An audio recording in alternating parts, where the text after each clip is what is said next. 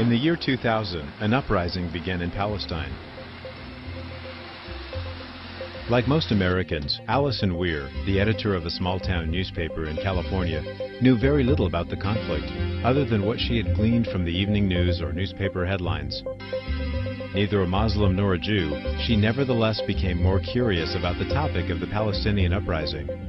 And as she researched it, she became increasingly suspicious that the American media were not telling us the whole story. Months later, she traveled to the occupied territories as an independent journalist to find out for herself what the U.S. media seemed to be omitting.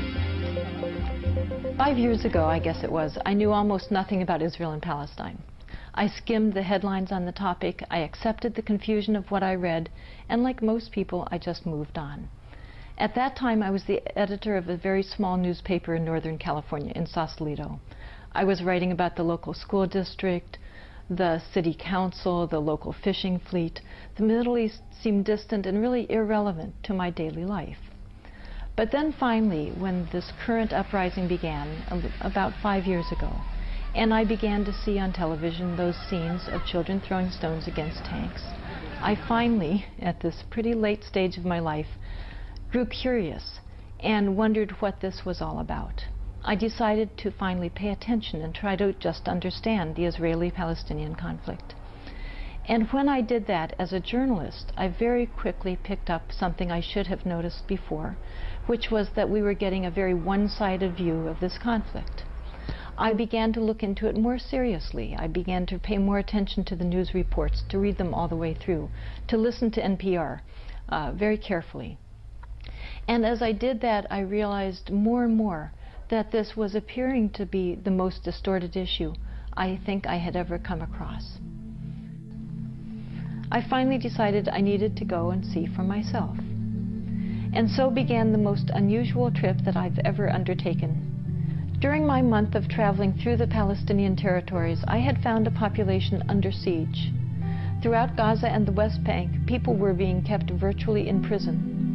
I found that there were Israeli military checkpoints that limited and often totally prevented, if you were Palestinian, ingress and egress from their towns and villages. And by checkpoints, I don't mean toll booths or something. I mean soldiers in combat gear carrying machine guns, often sitting in tanks. I went through residential neighborhoods that were bullet-riddled, homes with large holes in the roof through the wall, bombed-out homes. When children saw that I was interested in the spent bullets scattered on the floors, they brought them to me by the handfuls. In Gaza, I saw beautiful agricultural lands bulldozed, orchard after ancient orchard that had been razed. I saw 100-year-old palm trees next to the sea that had been flattened, an entire grove of them. I saw families whose breadwinners at that time had been out of work for 5 months, now it's 5 years, because they were not allowed out of their towns to go to their work. I met people who were the only ones still working for an extended family of 40. This is the reality in occupied Palestine. I talked to women living in tin shanties and tents in the dirt. They had had homes. They were not inherently penniless people. One woman had had 2 homes. One was for her son, who had just gotten married. But Israel had wanted their land, so it had bulldozed their homes.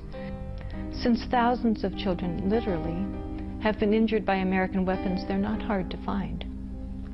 I saw boys with holes through their stomachs, in their heads, in their backs. I saw a brain-dead 12-year-old. He had dared to throw stones at Uzi-carrying, tank-wielding soldiers. I saw boys who will never walk again. They won't skip, they won't have children, they won't frolic. Their childhoods are finished. This is what I saw in Gaza. And then I visited Ramallah. I visited a newspaper office with sandbags around. Against the bullets, the Israeli military shot at them on occasion. And then I visited Bethlehem, where I saw an infant. I saw a hospitalized baby whose mother had not been able to visit him for months because she was not allowed out of Gaza to visit her sick baby. And this is what I saw in Palestine. But it's not what I saw when I read the San Francisco Chronicle when I returned to the United States.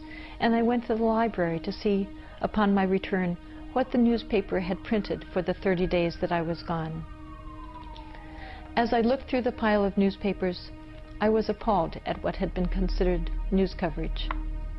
I discovered that there had been no mention of 9-year-old dead Obai, no mention about a mother of 3 being killed in Ramallah, nothing about paralyzed children or women drinking tea in the dirt. Instead, I read only about an Israel under siege. I found it difficult to answer their questions.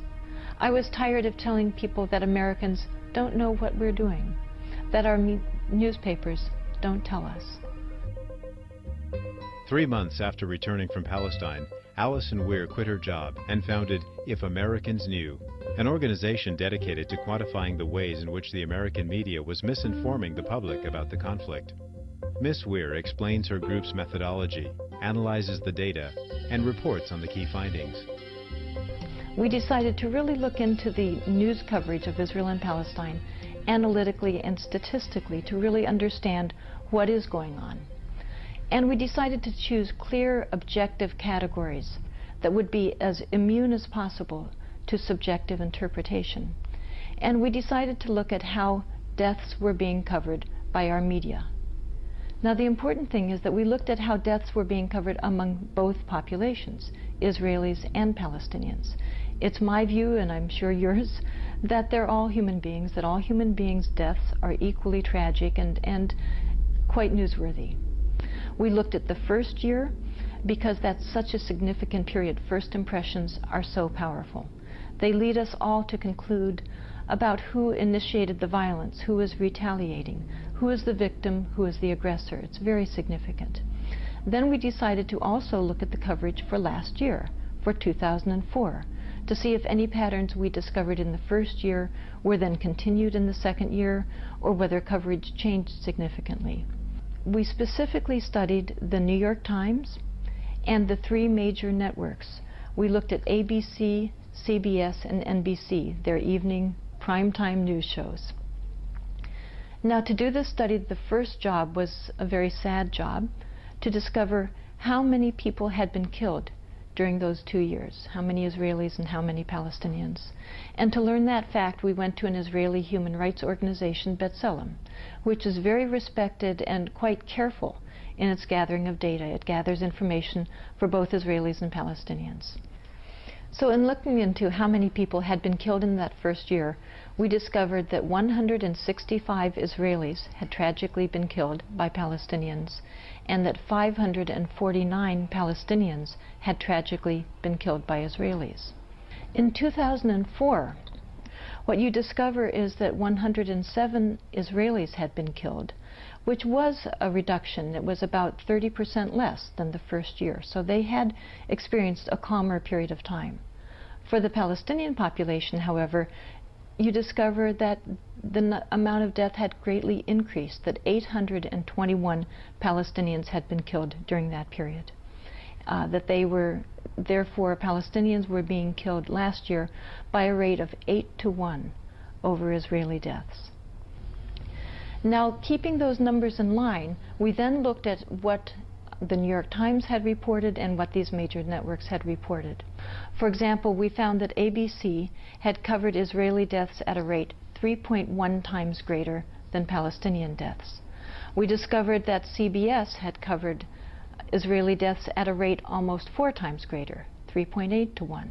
We discovered that NBC covered Israeli deaths at a rate 4 times greater than Palestinian deaths. In other words, just to take one example, CBS